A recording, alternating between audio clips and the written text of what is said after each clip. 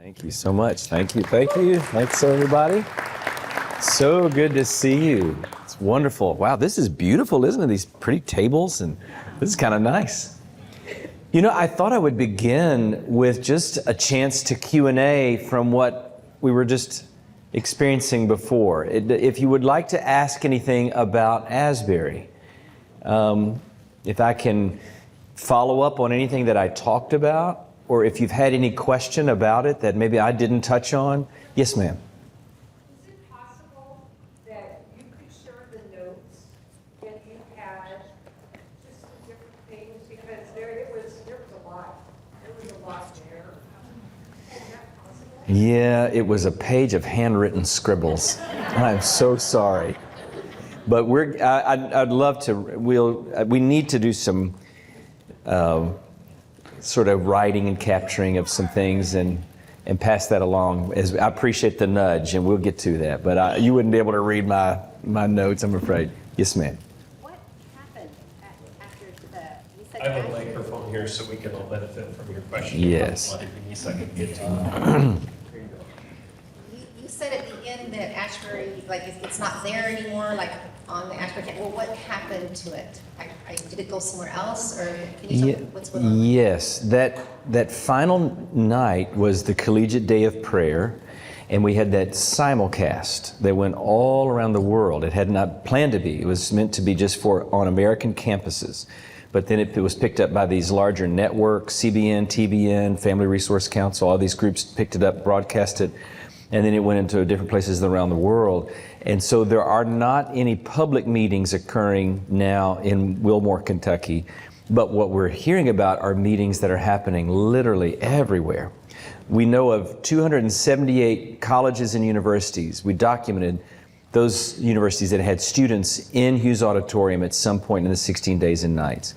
And 35 to 40 campuses have had a manifestation of outpouring. They've had all-night prayer, increased hunger, people coming to faith. There's some sort of experience that was, and some of those schools have extended themselves to schools. They've gone and visited schools, so it went out, kind of different iterations. And that expansion, it was a real big debate. Should we continue having meetings? And we labored over that. The university cabinet fasted and prayed over that. The stewarding team did. And then we convened a gathering of sort of trusted leaders all around the country. One I called Alec.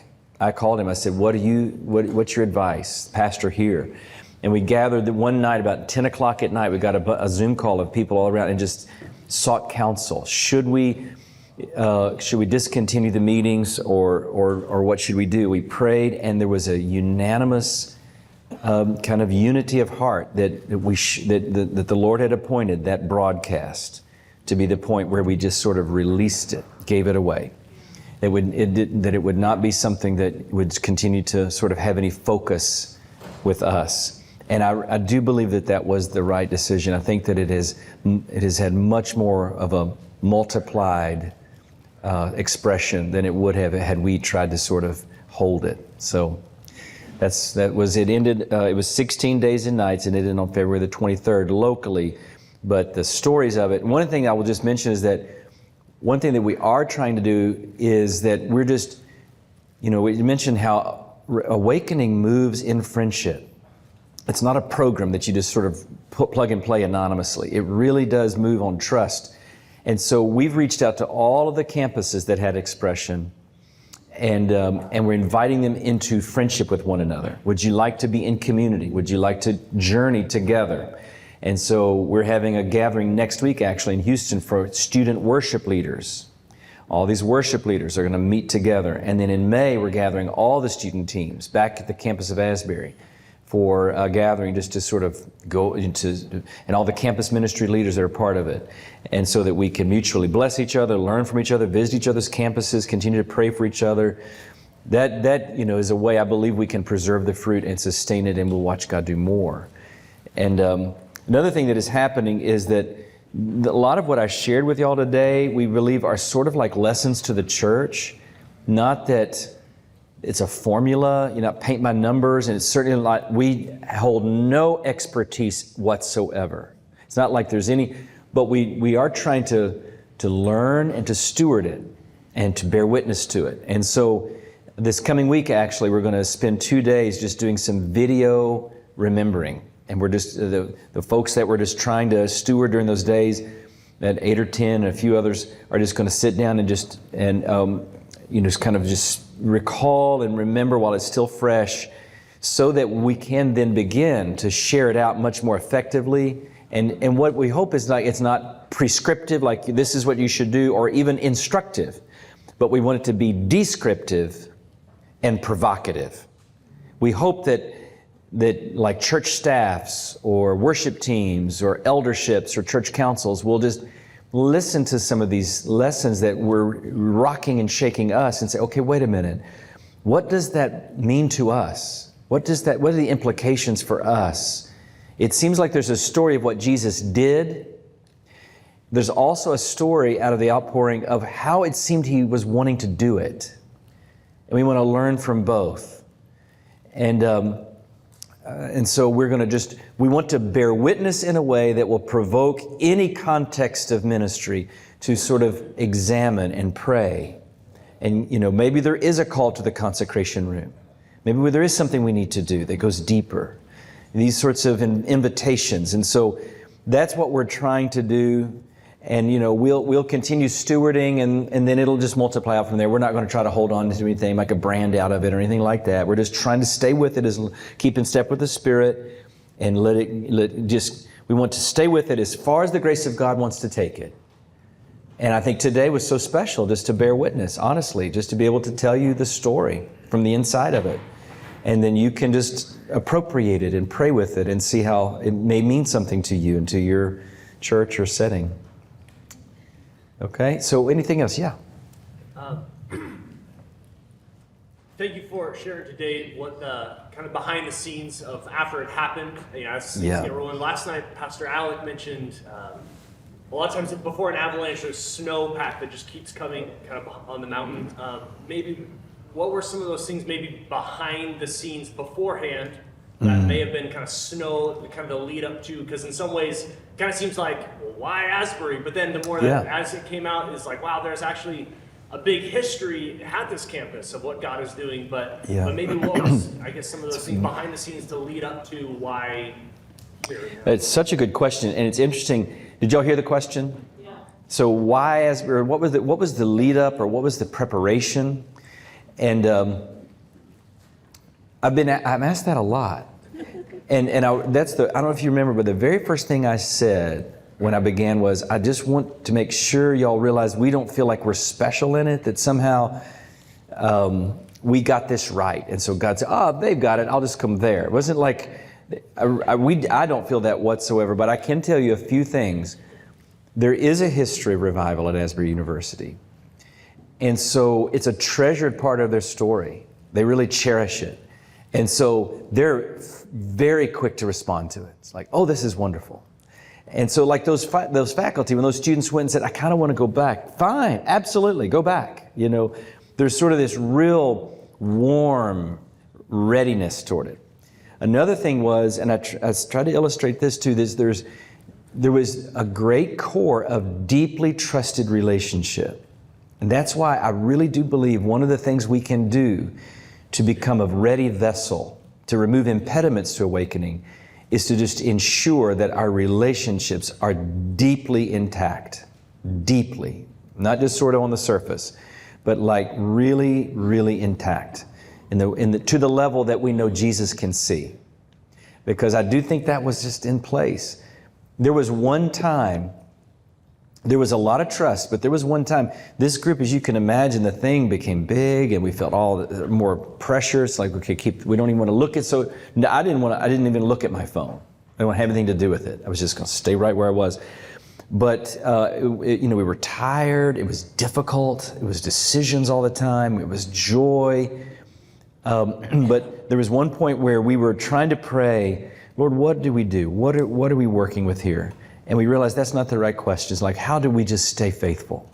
And that broke open a moment where people began to say, I didn't work at the university, but some that had worked together a long time just began to say, I have to be honest, I've been hurt by something you said 5 years ago, and I've never forgotten it. And they just began to weep. And then there was another couple of people, and they ended up sitting on the floor, knees to knees, around something that had been said and really hurt them. They felt overlooked in a deep way.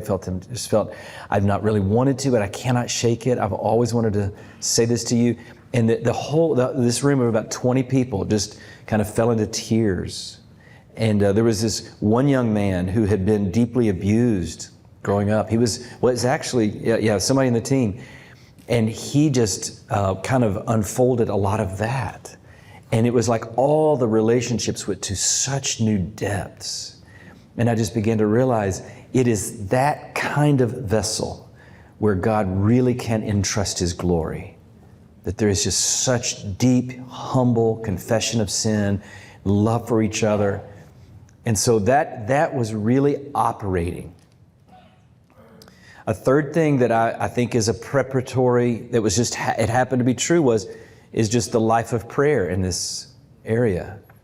There was just so much earnest prayer on that campus and in the region, in the city of Lexington nearby.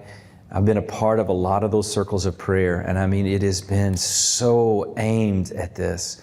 And deep work across the line of race in those prayer gatherings. I mean, not just to get the room to look right, but like sitting together for months and months, hearing the hurt, the experience of and just working through it. And that being across, with the Asian church and the Latino church, and just not just, hey, we're friends, we're all in the same city, but no, what's your experience been like? And really working that out to the point that there has been a deep, trusted unity in those circles of prayer. It's stuff that I feel like that it just isn't seen except by Jesus until a moment like this happens and you get a question like that. But just hard work of unity. So, and then the last thing I would say is that it was interesting how an institution, Asbury University, hosted a movement, a short but authentic movement and outpouring. And a lot of times institutional life and sort of spontaneous supernatural life don't really blend well together. You have committees and bureaucracy and tape and budgets and all this that just can. And I really attribute it to the president. He's a great guy. His name's Kevin Brown. And right as it started, Kevin just stood up in it and just said, this is good. We're going to go with this. But he managed the constituencies all the time. And they really trusted his leadership. And he kept on, and they needed a horizon. They were literally working around the clock. I mean, you would not believe what it took to line up those 35 porta potties and get out these jumbotrons and set out all these chairs and ensure the security and set up first aid centers. And I mean, this was on a dime. It's like, okay, we have to do that tomorrow. Okay, we have to do that tonight. Everybody was working around the clock. They were doing that, and he was tending to them and caring for them. And I do feel like that. Front leadership that has integrity, is trusted, and has courage, but is caring, really played a crucial role. And so I don't know how to unpack that all together, but the leadership had a real sensitive, compassionate heart that was grounded in prayer, as well as kind of learning and scholarship. One thing that I really believe about awakening movements is that they move on a very narrow ridgeline. Because you can fall into the ditch of excess pretty easily. And history has shown, they just go off the rails. They just fall into the dust. They wreck. Or you can fall into the ditch of fear. It's like, oh, this is too emotional. We're just going to hold it tight. Just keep it tight. And then you just are quenching what the Spirit wants to do. And to stay on that narrow ridgeline and not in excess, not in fear, step by step. That was literally what we were trying to do. It's like, okay, Jesus is governing the room. We're just giving. It's free. This is free. Anything, But was that actually in line with the Word of God right there? We may need to tap that person on the shoulder and say, can we talk with you about that? And honestly, that was a big part of my job the first 3 or 4 days. I was just circulating and saying, now, if you don't mind to step over here for a second, That was just a little bit too loud because everyone found it difficult really to worship. If you don't mind just to bring that into community with us. If you'll just bring that into community with us. One of the things, this may be you, and it's 100% fine, but we had a group that brought flags. Large flags. And if that's your worship expression, I completely honor it. I really respect it. But it wasn't the worship life of the students. And we just said, that's the measure. This is their house. And so they were waving it. I mean, they were literally massive. 3 of them across the room. And there was just no way not to see them. It was like, whoa, you were just completely... And so I tapped her on the shoulder, could you step out? And said, we won't be able to have the flags. Who are you? You don't own this revival. You can't tell me what to do.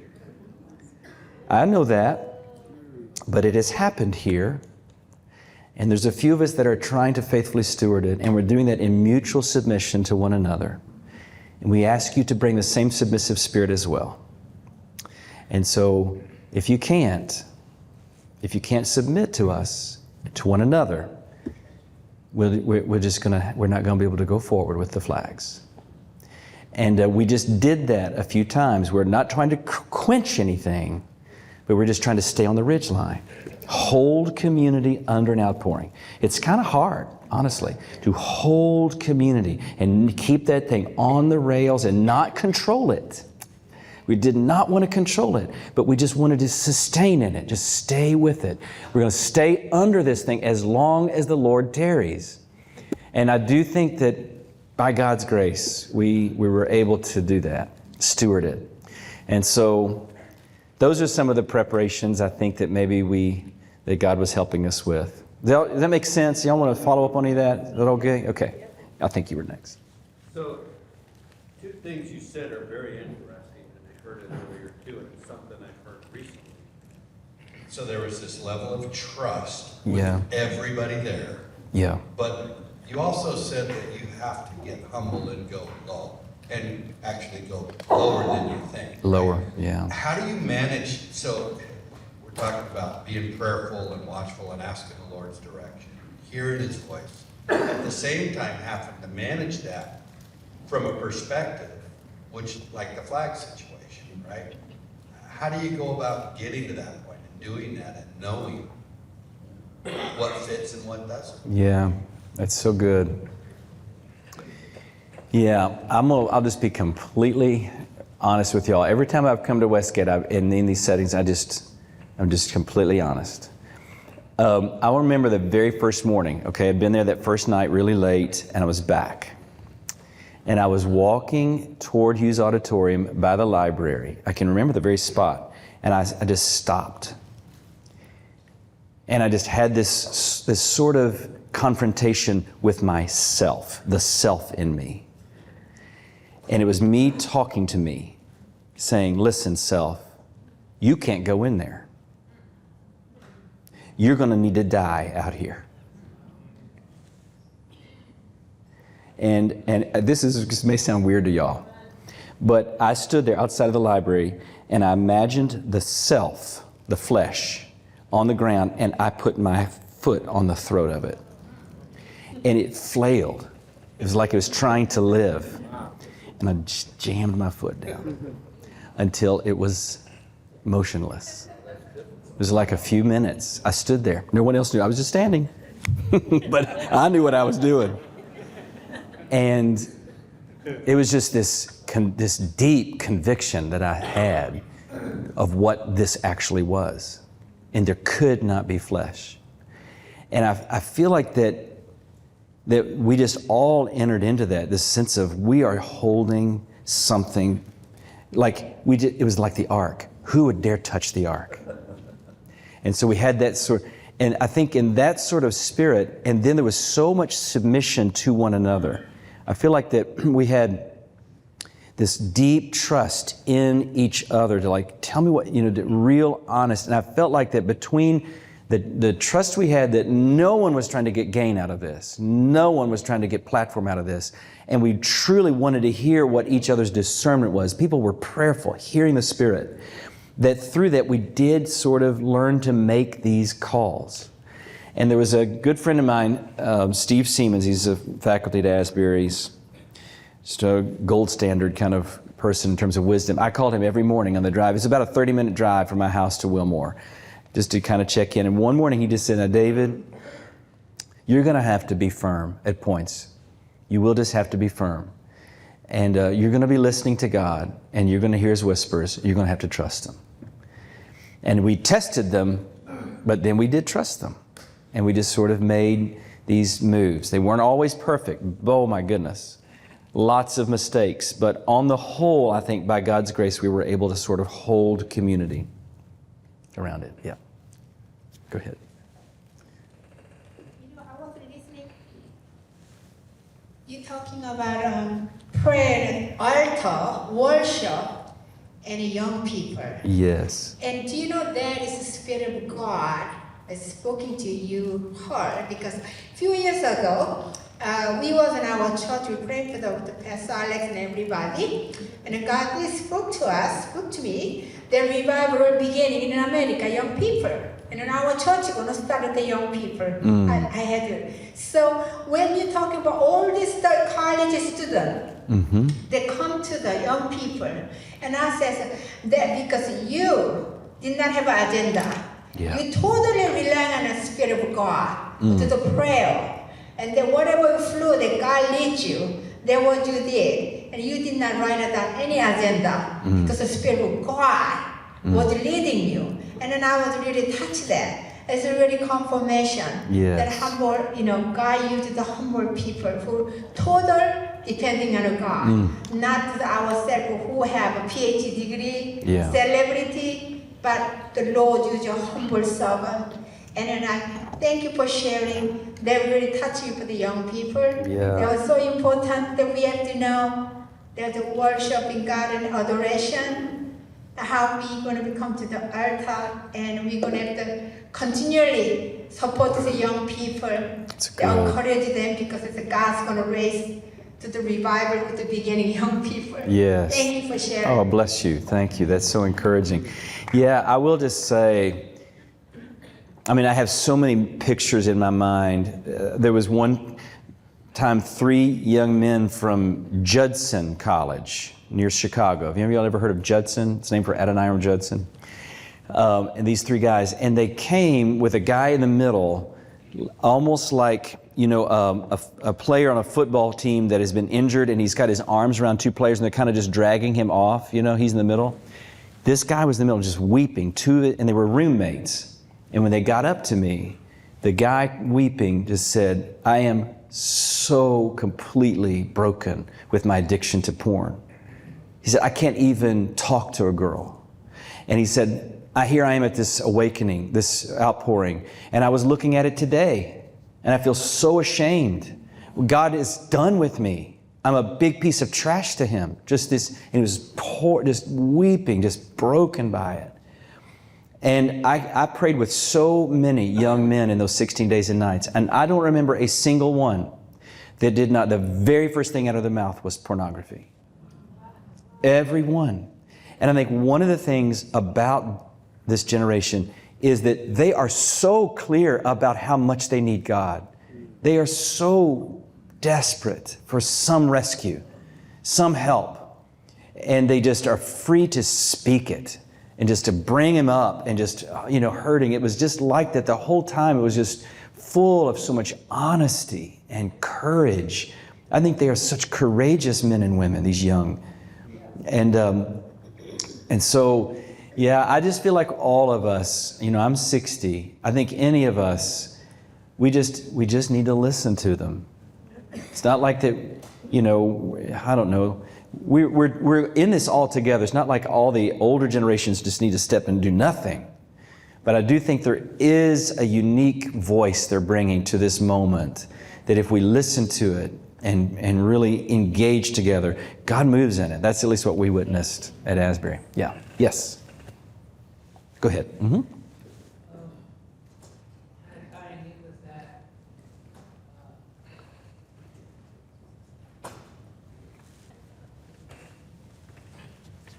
kind of tying in with that, Yeah.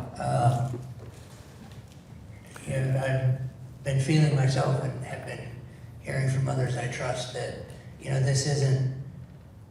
wasn't a one-time thing. Yeah. And, seeing evidence of other campuses and just other pockets forming. And so, as the tide rises, so to speak, and more people are being radically wrecked for the Lord, Mm-hmm. Any nuggets or strategies or something for those of us that have been with the Lord and we kind of are in our own, we have our way of doing things and our routines with the Lord. How do we steward those that are coming, that are coming out of the streets and are being radically saved? I've heard stories of past revivals, people walking by a building, they just fall out because the Spirit is so thick. And Yeah. these people that have no grid for the Lord, any Yep. nuggets, how we steward that. Yeah. Yes, that's a great segue into really kind of what we were coming to this. And we're going to have a little more Q&A at the close and some prayer together. And so if you have other questions, feel free to bring those forward then. But one great lesson from Awakening history is the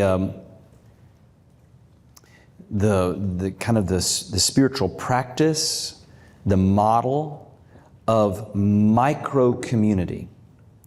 Wesley referred to these as bands. In the First Great Awakening in England, there were societies, classes, and bands. And the bands were groups of 2 to 3 same gender who met, and the content of their meeting was not just Bible study, though they read the Bible. The content of the meeting was your interior, your reality, your actual life. And John Wesley developed a series of questions. And one of them was, do you wish for us to cut to the quick?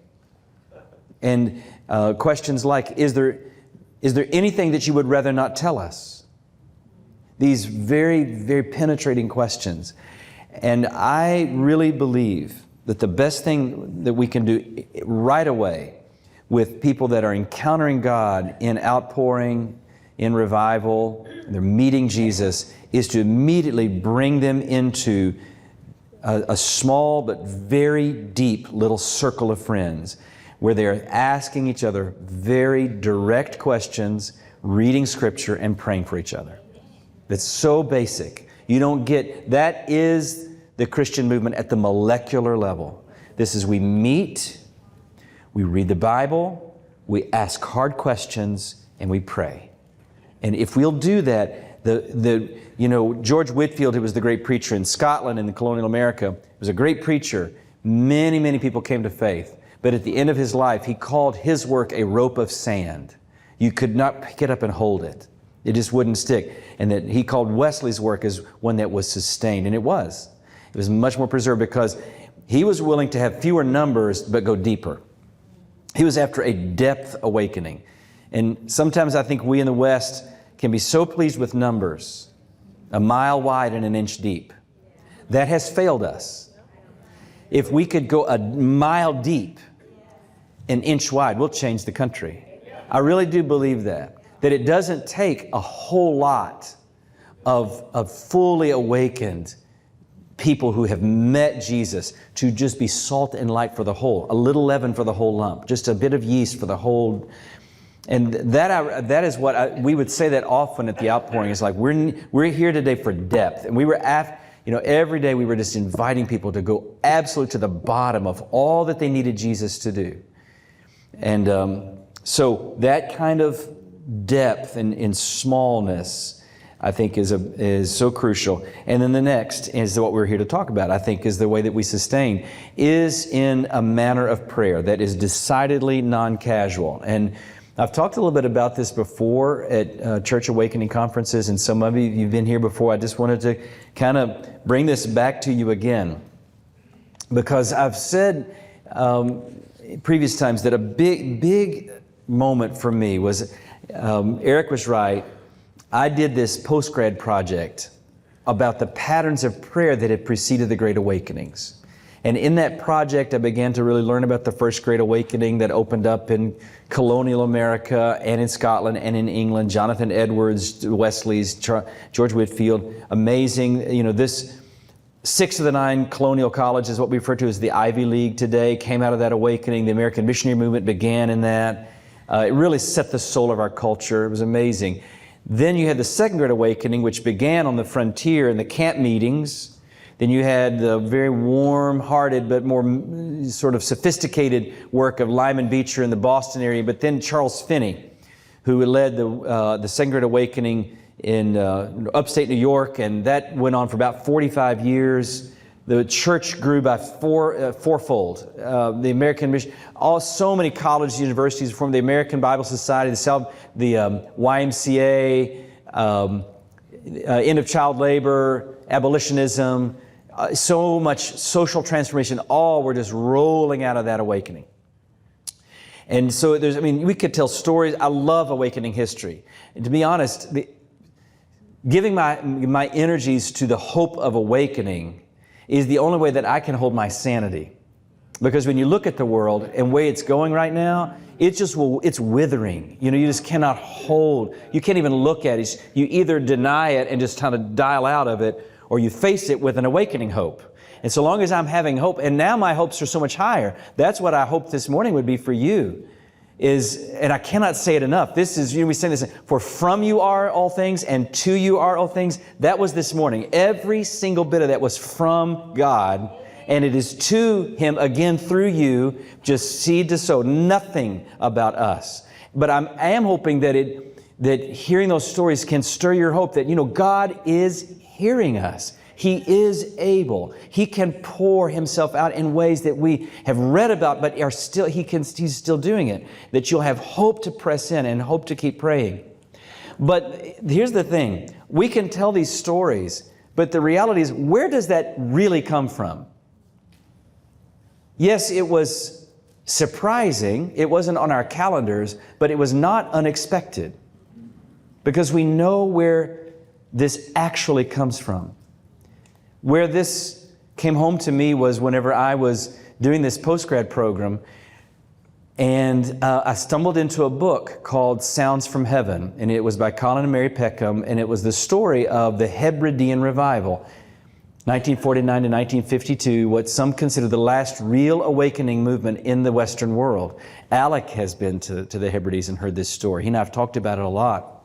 So I took some of my grant money and just booked a flight to Stornoway, this little airport, and then drove 4 hours north to a town called Barvis.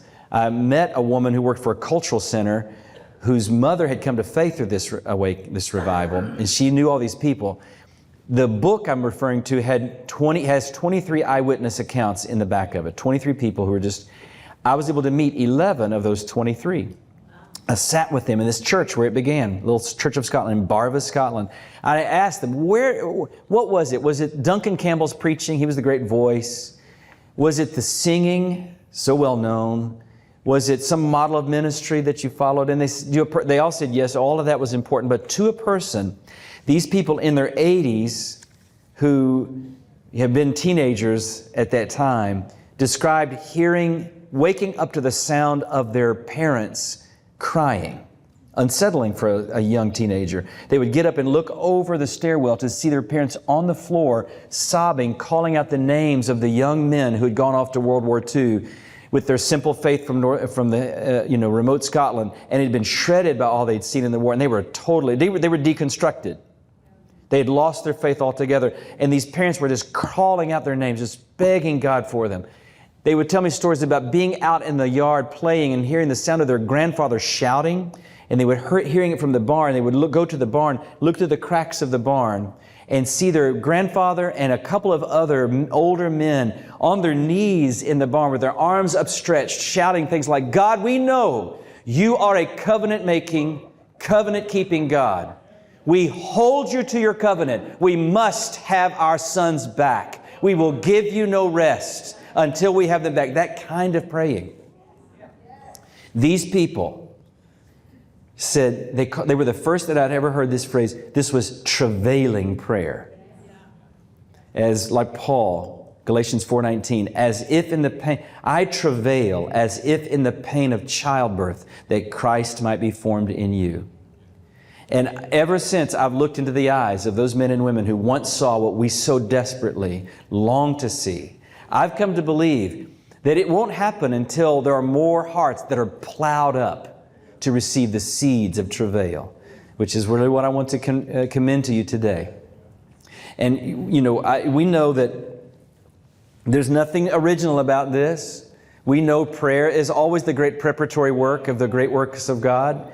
But I have wondered if this manner of prayer has grown kind of unfamiliar to us. Not in Latin America or Asia and Africa, where the prayer of tears is the native language of prayer. This is where there is the great story of the church today, where there is so much movement and cultural change and lives being changed. But in the West, I wonder if we've kind of almost forgotten this. But this was the prayer of the Hebrews who cried out in their slavery. And Exodus 2 says that the Lord heard their groaning and remembered His covenant. And this was the prayer of Hannah crying out for a baby to the point that the priest thought she was drunk. No, I have not been drinking beer or wine. I'm pouring out my soul into the Lord. And this was the prayer of the prophets, Isaiah 62:7, that we give God no rest. Jeremiah 13, that we cling to God like a belt clings to a person's waist. Elijah up on Mount Carmel, praying for relief from drought. And in this posture, with it squatting down with his head between his knees, a little detail from the Old Testament that scholars have said that was the posture of a woman in childbirth in ancient times. And Elijah knew the posture he was taking as he was crying out for relief, crying out for God to act. This is the prayer of the Psalms. Day and night I pour out my tears to you. Lord, turn your ear to my cry. This was the prayer of Jesus, who saw the city, and the Bible says that He wept over it. I mean, when was the last time that you were driving around your town and just were moved to tears over your city? God, this my city, just weeping that you must help us. He taught the disciples to pray and not give up. He offered up prayers and petitions with loud cries and tears to the one who could save him. He blessed those with spiritual hunger and thirst. He told parables to illustrate to the disciples that they shouldn't stop praying. He healed 10 with leprosy who called out in a loud voice. Just trace the miracles of Jesus. They all are preceded by someone who is insistent in prayer, loud in prayer, just pressing upon Him in prayer. Like in Matthew 20, where it says that 2 blind men were calling for Jesus' help, and the disciples told Him to be quiet. And Luke gives this little tip, they shouted all the louder. Yeah. There's no deeper look into the heart of Jesus than Gethsemane, the apex of prayer, where it was the agony of prayer that drew the first blood of the atonement. And this was the prayer of Paul, who implored the Romans, by the love of the Spirit, join me in my struggle. Literally, agonize with me by praying to God for me. Romans 15:30. He commended the Epaphras to the Colossians as always wrestling in prayer for you. This is the prayer of the Holy Spirit, who intercedes for us through wordless groans. And in the Revelation, the only recorded prayer we have of the Holy Spirit is addressed to Jesus, beckoning Him, when united with the church, this urgent cry, come! And Jesus promises 3 times, I come quickly. It's just saying what we all know is true, that the Bible is utterly unfamiliar with casual prayer. Prayer of the heart and prayer of the mouth and not the heart. It's this kind of burdened, focused, pressing that really is the prayer we discover in Scripture. This is what I want to invite you to do today, is to renounce casual prayer. To just take it up as it is in Scripture. To take it up as we see it in awakening history. The kind of prayer that just presses upon God. Wrestling in prayer, like Jacob wrestling for the blessing. The revival leaders understood prayer to be like this. That it was not irreverent to be obstinate. with God in prayer, to grapple, to say, God, I'm not letting go. I'm not letting go. Unless you somehow show me that I'm praying incorrectly, I'm going to press on this. And a lot of times the delay and the wrestling is God doing something that needs to happen in us, often dismantling pride, often getting our attention on something, getting us ready to receive. Edwards and Finney both understood how the Spirit would sometimes brood over a church or over a community, conceiving new life, just like He hovered over chaos in creation. But it was the church's role to pray that new life into reality. That's why they refer to the church as the mother of the converted. And that praying could sound like a woman in labor. These intercessors were seized by the raw facts of their cultural moment. Duncan Campbell and the Hebrides used to preach, let us be honest in the presence of God and get right into the grips of reality. Have I a vision of our desperate need? Oh, for a baptism of honesty, for a gripping sincerity that will move us. A kind of grip and honesty that bends our knees. The Great Awakenings brim over with stories of people for whom this honesty produced an agony in prayer, becoming daring, unrelenting, insistent in prayer. They write of sweat and heaving and fasting. And praying through, this idea, Charles Finney had this idea of praying through, that they would persevere in prayer until they had a witness in their spirit that it had been answered in heaven. It's like, I just have this sense that He has heard us. And it seems to not be even appropriate for us to keep asking. I think we need to start to thank Him. We can't see it on earth, but it has been done in heaven. And so we just press in to thanking Him. Lord, we thank You this is coming. We believe You're on the way. That kind of posture of prayer.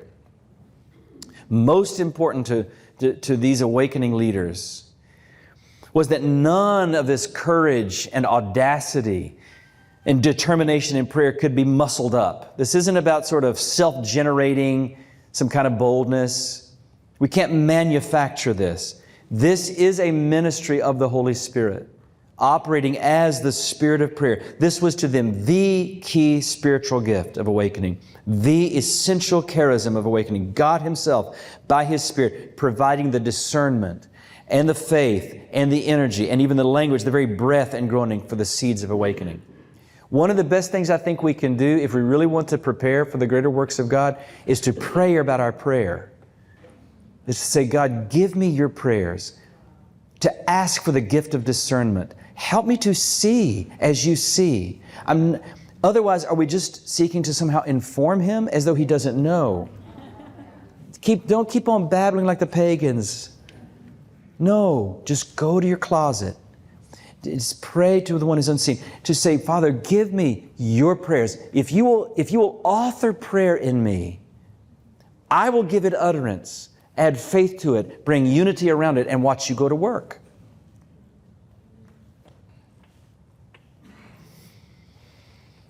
This is how prayer could surge up in these generations like a geyser. Just sort of an overflowing holy love for God and for this world Jesus died to save. That really is what travailing prayer is. It is Gethsemane love. It's a kind of love that is willing to agonize. Sometimes, Finney said this, sometimes the conduct of the wicked drives Christians to prayer, breaks them, makes them sorrowful, tenderhearted, not just like scorning the world, not condemning the world, but broken over it, so that they can weep day and night. And instead of scolding the wicked, they pray earnestly for them. Then you may expect a revival, he said. Indeed, it has begun already. Those who sow with tears reap with songs of joy. That was the scripture this morning, Psalm 126. And I don't know, y'all, I don't know anybody who doesn't believe that we shouldn't be praying more and we should be praying better. And I don't talk about this. I don't bring any of this to give anybody a guilt trip about your prayer. I find that guilt is a very short-lived and weak incentive for prayer. But I do want to ask, is there anyone in the room who is moved toward a desperate longing for the things of God, for the greater work of God, who would be willing to get less casual about it, more sacrificial toward it, more willing to make your life a drink, just a pouring out of an offering, all in prayer. Every context of awakening has seemed impossible, and that's certainly true for us. It seems like this. But now with Asbury, it's a little less impossible. I think we now believe, okay. And I can just tell you from having laid eyes on it, if you hope for it, you're hoping for the right thing.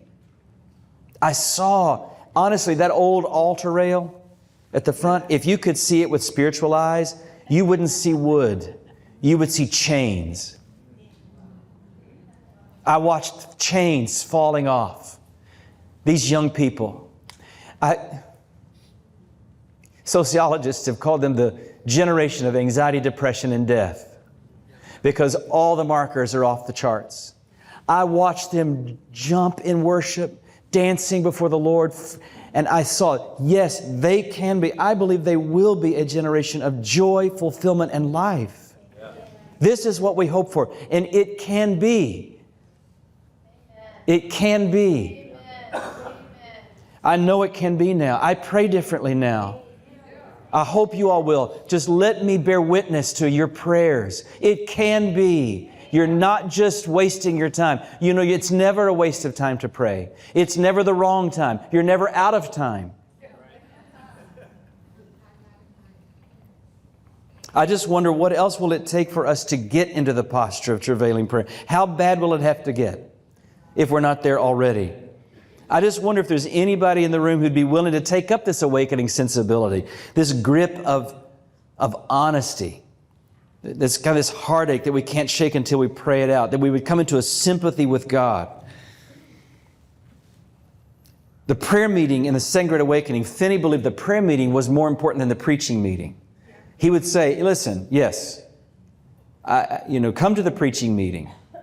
But if you're going to come to the prayer meeting, don't you come without an unbelieving person. Because he believed that if they would come and watch the Christians pray, they would get a sense of how God felt about them.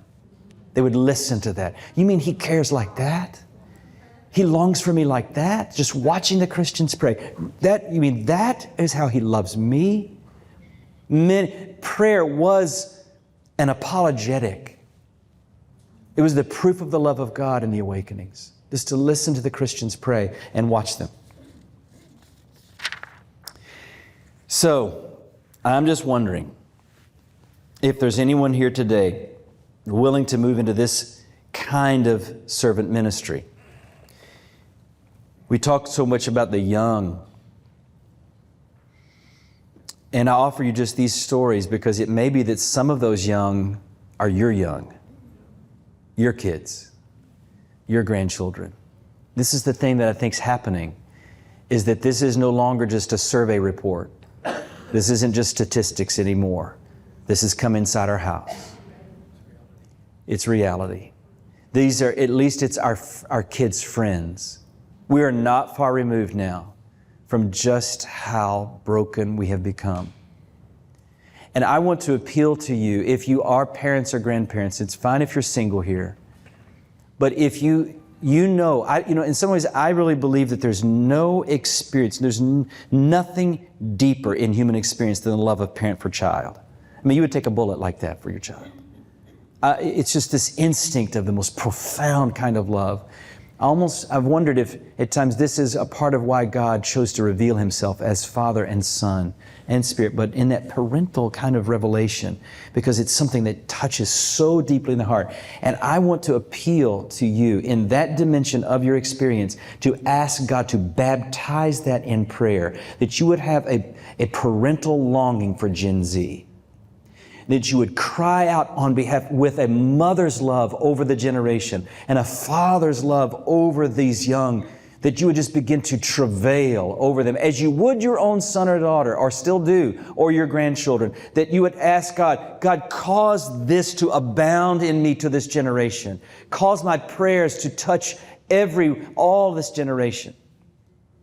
You maybe know the story of St. Augustine, great bishop of North Africa, author of the Apostles' Creed, but in his youth was off the rails, completely wayward, lost. He had a very godly mother, no father on the scene. We know all of this in detail from his confessions, his book, they're called the Confessions. And his mother, Monica, very godly woman, would appeal to him, Augustine, you know the gospel. You are squandering your life. Why are you running from God like this? And the more she would appeal to him, the farther he would run away. Until she reached the point of making the decision to speak less to her son about God and more to God about her son. And so she would go to the church every day and cry out over Augustine. And she would weep on that altar, just weep, until finally the priest came to her and said, Mother, why are you so distraught? Oh, it's Augustine, my son. He is so lost. He knows better, but he is so far. I don't even know where he is today. And this priest said to her, Mother, take your leave. It would not be possible for a son of tears, such as yours, to not one day be brought home. And for the rest of his life, Augustine called himself the son of his mother's tears. And I'm just wondering, any sons and daughters of tears in the room? Any grandchildren of tears? Any spouses? Any parents? Any friends? Any church youth groups of your tears? Any schools of your tears? Or this story, true story. Charles Finney, the great voice of the Second Great Awakening. The throbbing epicenter of the Second Great Awakening was Oberlin College in Oberlin, Ohio. It was just carved out of the wilderness. But it was this tremendous sending center. It was like a mission base of that awakening. So much training going on there. This is one of the earliest places that freed slaves could go and get an education. The first place in America where men and women had a college education together. Charles Finney was the second president, is buried there. And it was the tradition in that day, they would have great preaching services. There was the largest brick building on the frontier, seated 1,100, was in Oberlin. Every Sunday they would preach, have lunch, come back and preach in the afternoon. One Sunday, again, 3 or 4 eyewitnesses of this, one Sunday Finney was preaching, and he was preaching on the family. So he preached that morning on the family, had lunch, came back in the afternoon. People say that he came up to the steps and came behind the podium. He was very somber. He did not have, his demeanor was different. And the room grew quiet, and he said, I find that I cannot preach this afternoon. I cannot preach about the family, knowing that not one of my 6 children professes faith in Jesus today. And with that, he knelt behind that podium. I have stood at that very podium. He knelt behind it and began to travail. Undignified. I mean, what do you care if it's your kids? He just started crying out, calling out their names, begging God for them, until the point that the room began to enter into that and pray with him, just travailing over those 6 young adults. He was married 3 times, twice widowed, his children with his first marriage. This was a little bit later in his life. After a while, he stood up, the room grew quiet, and he walked out. Every one of those 6 children came to faith. But not in Finney's lifetime. He didn't see it. And I'm just wondering, is there anyone in the room willing to say, you know what, I'm going to step into the ring of this blessed struggle, and I'm going to die in this ring. And I don't have to see it. But I have to be in this ring. So long as there is breath in these lungs, God will be hearing about my kids. God will be hearing about their generation. I don't even have to see it. Y'all, that, to be honest, I really thought my life would be in the travail for it, that my kids might see it and that my grandchildren would live under it. I never dreamed I would lay eyes on those 16 days and nights. I feel like Simeon in the temple, laying eyes on the 8-day-old baby Jesus and saying, oh, now dismiss me in peace. Honestly, I've said this to my kids, I can die now. I feel like a Simeon. I just cannot believe I saw what I've just read in the history books, these things. I just can't. But now I found myself more. But even if I didn't, and if I never see it again, or if you don't, can we just say, this is what my life will be. I want to be a travailing intercessor. That's what I'm inviting you today. Make sense? So I'd like to take a couple of minutes and just interact around this, if you have any thoughts or questions, and then I have a couple of closing comments, and then we're just going to spend some time in prayer around our tables. Okay? So let me just pause and invite you. Does anyone have anything you'd like to ask or say? Yes. So kind of going back to spiritual practices. Yep. You said that there's worship, reading scripture, and prayer. Yes. That it's simple. Mm-hmm. And it's so cool that you said that, because a few weeks ago my daughter, who's a 5th grader, came to me and said, Mom, I've decided to take indoor recess, and the teacher opened up her classroom where we could just come and play worship music, read the scriptures, and pray. Wow. And that's in it's a Christian school, so it's cultivated. But there's a lot of children there who come from homes who are non-believers. So yeah. That was, to me, a confirmation that the Lord is moving, and the prayers that we're praying and sowing into this generation, they are becoming fruitful. But on the flip side of that, kind of given with the insight that the Lord's given you with Asbury, how can we engage in prayer, knowing and having that insight that God's given us now for that generation? How can we cultivate space and be available to not quench the Spirit, but to really kind of like how you guys were, Romans 12, right? You guys were God's instruments in that moment. Yeah. But you guys all had a specific way the Lord was moving, because you guys were sensitive enough to let Him be the commander-in-chief in that moment. So how do we pray into that, and how do we make space for that? It's so good. Yeah, I think I have 2 thoughts about that. One is I find for my kids and for this generation, the central prayer that I want to pray is for encounter. All that they are struggling with and all that they need, it's going to emerge out of a full-on, face-to-face encounter with Jesus. And so I'm always praying, Jesus, just arrest them, step into their path. Just confront them, that they will have to meet with you. They have to just see you and encounter you and know how real and true you are. This is, I think, a prayer that was answered in the outpouring at Asbury, is that the young people that were there were encountering Him. They were literally arrested by His reality. It was just unmistakable. It was unexplainable in any other way. And so that prayer, I really believe, is one that He is sure to answer. I think He longs to actually step in.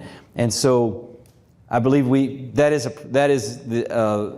for me, an essential prayer. The other thing I would say to you and all of us, I think that for us, as anyone in an age older than Gen Z, for us to really make space in our lives to welcome the young into our lives without the fear that somehow, they won't think we're cool enough, or I'm irrelevant to them, or they'll be bored with me. That is, I would think that myself, certainly myself, but I find it, if I will look a 19-year-old in the eyes and say, tell me what's going on, and they feel that I'm really interested and unrushed, And I always just offer this empathic curiosity. That's my thing around conversations with Gen Z.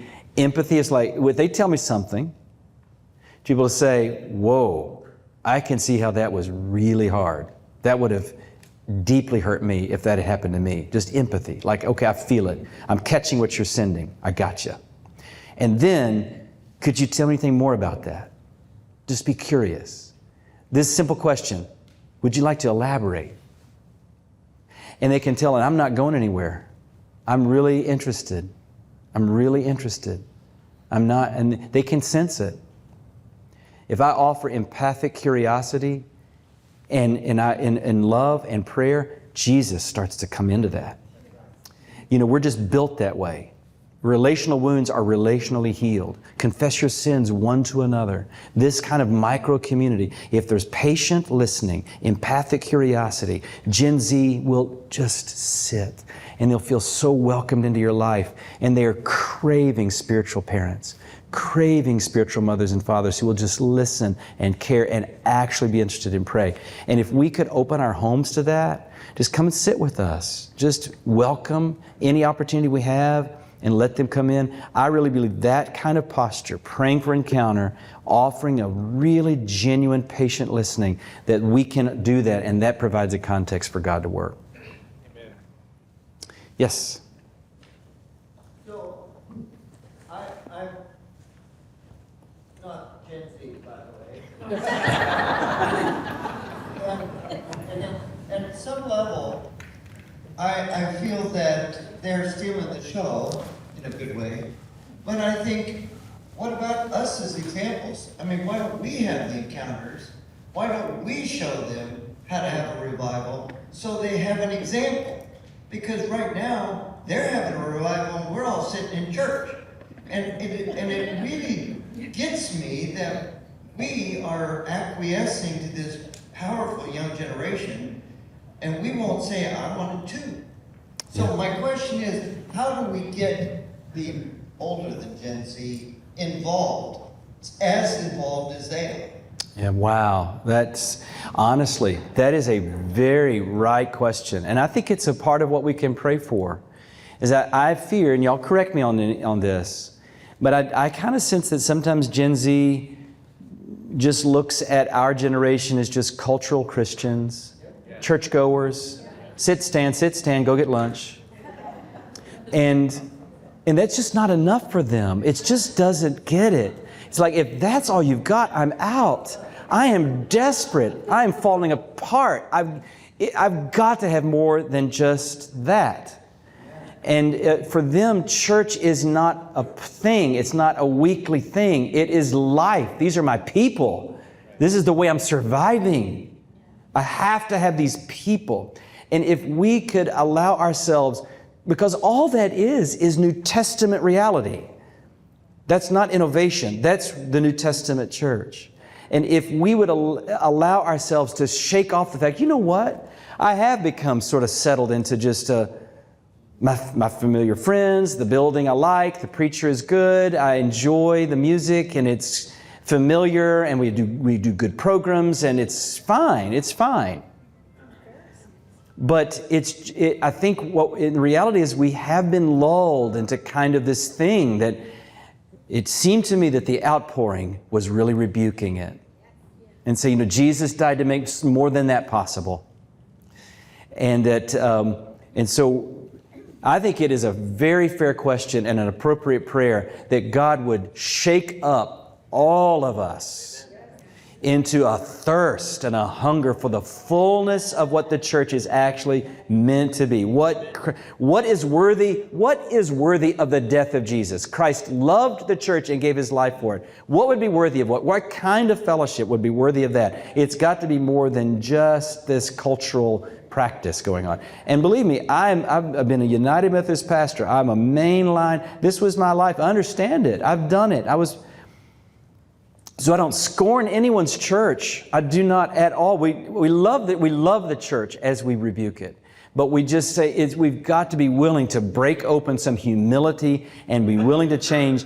And I do think this is where the Gen Z is unwilling to just go along with us anymore because they can't. They're just too desperate. They can't. It's just not enough. And so they say, okay, I'm sorry, I have to have more. And so if we'll listen to them, I think it'd be so good for all of us. And it could really be something God uses to bring awakening. Yeah. It's here and then here. Yes.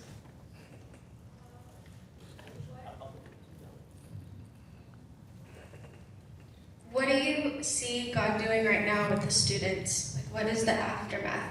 Yeah, like? That's really good. Yeah, one of the things that we're doing is that, like I was mentioning, we're being pretty aggressive to reach them.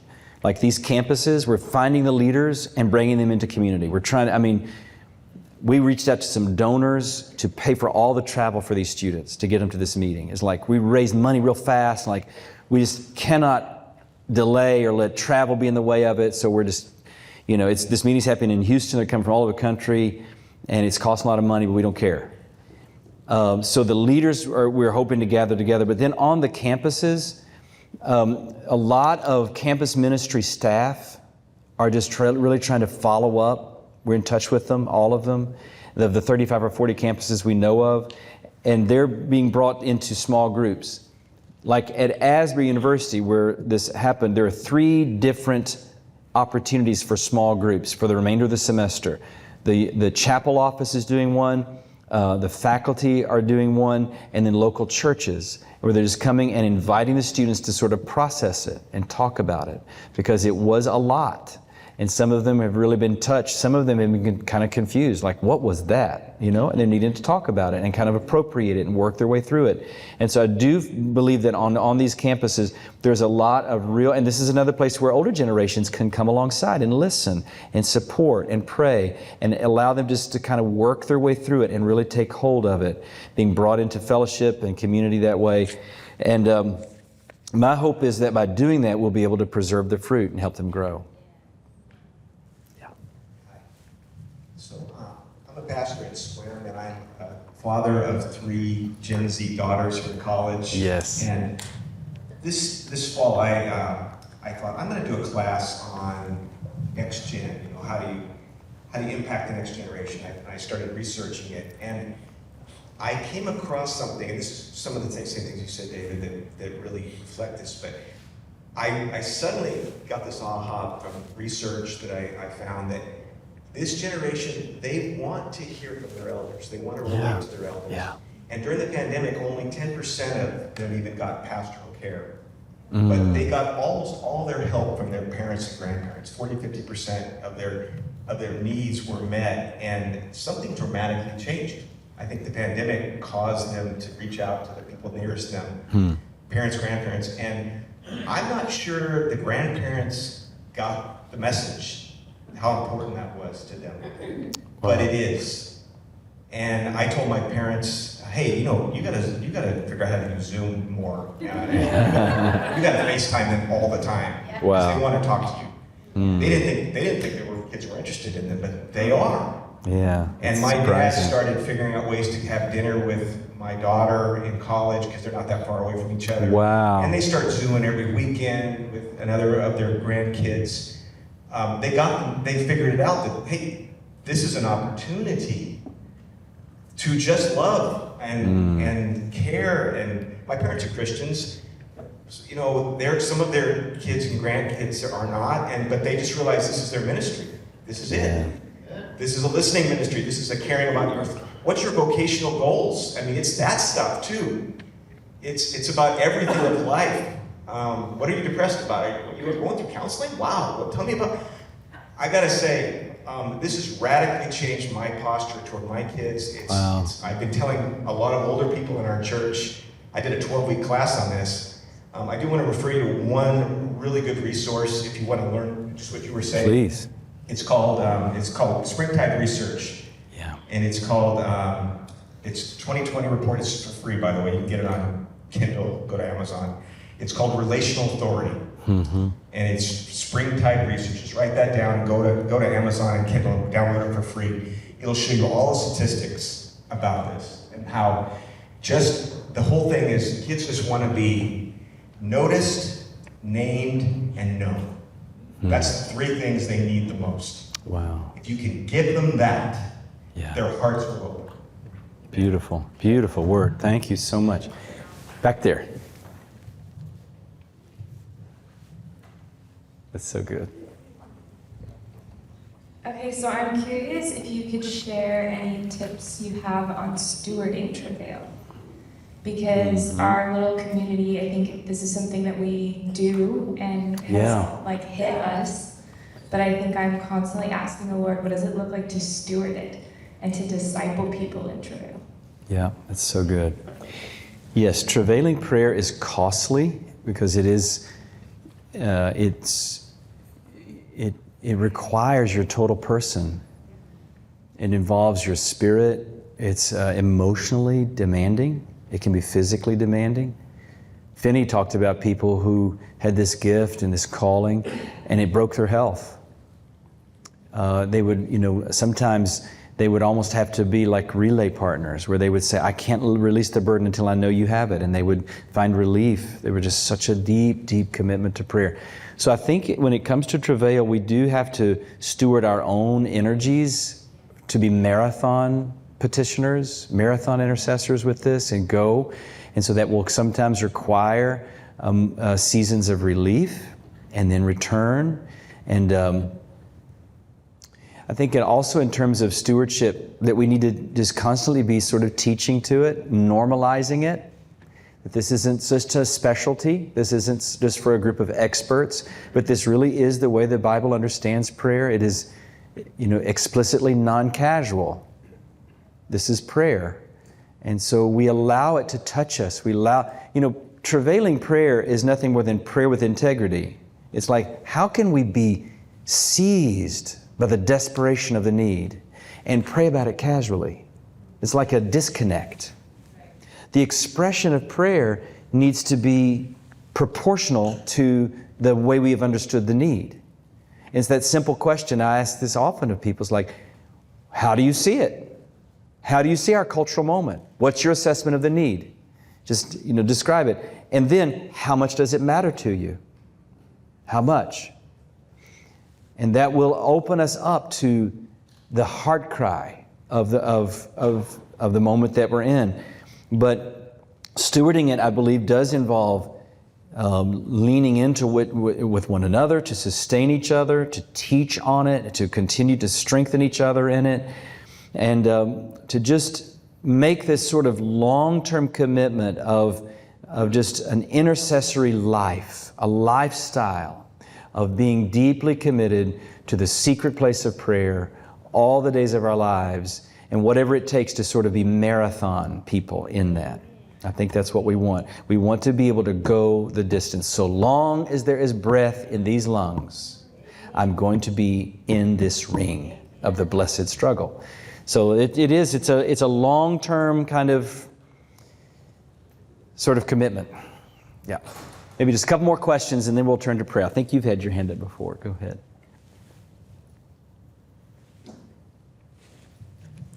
I just want to confirm something that you said about praying parents. And I'm one of the 8 kids in the family, and back in Soviet Union, I remember many times waking up at night and my dad just crying and mom is crying. Wow. And one of my brothers passed away, it was a train accident, but literally 2 months before he passed away, he had like deep repentance and conviction. And he said, before he even died, he said, Mom, you know what? I just feel like if I'm going to die for Christ and my head is going to be cut off, I'll be with Jesus. I'm saved. Wow. And today, I'm youngest to the second youngest. We all serve God. We all in the ministry. Wow. And I have 2 sons right now. And a lot of times I do get convicted that we sometimes focus more on our achievement, our career, how our kids are doing as far as sports, education, and we do pray less than our parents did. Yeah. And just want to say thank you for reviving that again in us. Yeah, thank you. I really appreciate that. Yeah. This is another thing I'm learning from Gen Z. I don't think that they're underachievers or unmotivated, but I hear them often say, you know, my parents have been so focused on my grades, and they just really want me to go to a good college. And they're, you know, and I appreciate that. I know they love me. They want me to have a successful life. But I can't even think about those things until something more is really healing inside of me. I'm just too broken. But I can't get them to see what I'm really needing. And I think that is something for us to really wrestle with as parents, is that what are we actually giving? What signals are they hearing in terms of what we actually consider valuable? And what we really, you know, sometimes I think, man, we can volunteer for all their programs and drive them to all their school sporting events, and we'll pay for everything, and we'll do this and do that, and we'll buffer their computers, and we'll screen their phones, and we should do all of that. But sometimes I think it can come across as more fear. We're just afraid. And I wonder if kids think, you know, I wonder if I can trust God any more than it seems mom and dad do. They're so afraid. And so for kids to sense, man, mom and dad really are confident in him. And they really care about me, just me, and not what I do. That's a key thing right now, I think, at this cultural moment. How we really do dial into that and pray into that. So I appreciate you mentioning that. That's a good reminder for me, for all of us. Maybe these two right here, and we'll be done. So someone asked about stewarding travailing prayer, and I've been with the Lord for 27 years. 25 years ago, very clear, 3 times the Lord promised me in direct quotation of a journal entry that he was going to give me tears for the lost. It was a cry in my heart, and that I would weep first and then I'd weep for the lost. And here I am. I've had like some tender moments with the Lord where I did weep for myself, but I haven't entered into weeping for the lost. And I know a bit of revival history, and it seemed like there was sort of a sovereign move where, you know, Finney, Wesley, Brainerd, Mike Bickle from the International House of Prayer would talk about just, you couldn't chop up onions, you couldn't manufacture it, manipulate it, it just sort of came. And I know I'm like hungry for this, and yet I don't, you know, and just today, I had to step out of your session. It was like I was really looking forward to the whole thing. My wife is gut punched, just sick to her stomach because a 12-year-old, we discovered he was in porn yesterday. And so maybe it's because I didn't get great sleep, but I'm sitting here on the verge of tears just thinking about, you know, wanting a son of tears. And so maybe it's finally there's a aha awakening moment, and maybe we'll enter into it. But how do you suggest we enter it? Because you don't want to just manufacture emotionalism. But yeah, like I can't make it happen, but I don't know. Just if you have anything to say to that. Yeah, so appreciate that. And I want to say that some of us, first kind of before I answer that, just a little framing up that, you know, some of us are more emotional than others and less emotional than others. And I don't want to give the impression that travail is only weeping. It was Monica's form of prayer, but travailing prayer is not a certain expression of emotion. It's not more volume or drama. It's not we're sort of turning, you know, prayer into some sort of work that we're, it really is a heart posture. It's a brokenness of heart. And that will find expression through each of our own unique constitutions and personalities. But it is this sense of, God, this is utterly intolerable to me. I cannot make peace with it. I cannot cut a deal with this. I'm sorry, I just won't. I can't. I really won't have it be this way. I have to have your help. And that sort of broken determination, this broken tenacity of like that widow just pounding on the door of the judge. That friend at midnight pounding on the door, I have to have some food. And okay, because of your shameless audacity, the Bible says. And Jesus was saying, this is it. Yeah. And so I think it's just that allowing yourself to actually let it pierce your heart. Just actually pierce. And you feel it. It may come out in tears. It may not. But whatever it is, and then I think it's a wonderful prayer to say, Father, I welcome this gift. I eagerly desire this, just like 1 Corinthians 14. I eagerly desire this gift. Please give this gift to me. Give me the prayers of the Holy Spirit, the unutterable groans of the Spirit. Whatever expression they find in me, I'm asking. I want to pray in this way. And then, at any point, if you'll linger long enough in prayer to where it begins to actually take hold and be willing to just give it expression. There have been times in my private place, I'll be marching around the room. I wouldn't want anybody to see me, but I'm marching around the room just contending. And then I'll sense the Spirit just stop me, and I want to go straight to my face. And I'm just on my face, and sometimes I'm pounding the ground for it. And other times I'm standing up in just a kind of a stubborn sort of resistance to the devil. And I'm just fighting on my feet. And other times I'm back down on my knees and I'm just moved in tears, and I'm willing, I don't say any of that to profile me. I'm just trying to be vulnerable with you to say that I believe that if we allow ourselves to move into it, that the Spirit will start. I really sense the sort of moods like, David, get up, stand up. Or I'll sense, get down right now, just go with me.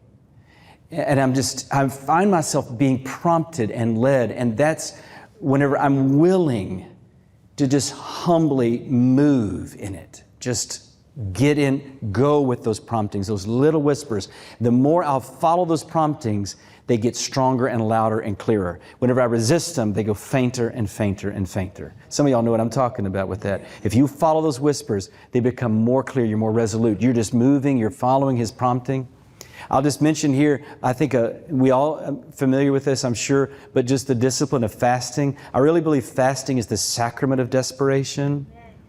Because, it's this whole principle of like in the Sermon on the Mount, where Jesus said, where your treasure is, there your heart will be also. How your heart follows your treasure. I think in the same way in prayer, your spirit follows your body. It's harder to pray casually on your knees. It's even harder to pray casually on your face. It's such a humiliating posture. The same is true with fasting. When we fast, our body's talking to our spirit. This is your reality. This is actually how you feel toward God. That hunger you feel right here, it's actually the reality of our lives. We are so hungry. And then your whole person is integrated. Your body, your mind, your spirit. I really believe fasting can open up a sort of heart toward travail and give a little more space for the Spirit to help us. But we're not trying to get to a particular, profiled expression. It's a heart posture that will find unique expression in each of us. But it is, I believe, when our heart has come into deep sympathy with God's heart. That heart of travail, I really believe, is the love longings of God for this world Jesus died to save. I think that's just how He feels. His love is so longing and full of desire, willing. And it's Gethsemane love, yep. So I think, was that the last question? Was there one more? Actually, mine wasn't a question. It was more of a supportive scripture. There are two examples that I think, if I'm following you correctly. Yeah. Mordecai, Esther's uncle, sackcloth and ashes, travailing for the nation, for Israel.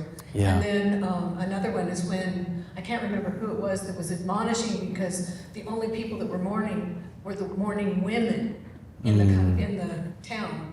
And so he was admonishing the other people that weren't in touch with the mourning at all. Yeah. I can't remember who that is, but It's in the Bible. Yes, thank you. That's such a good word.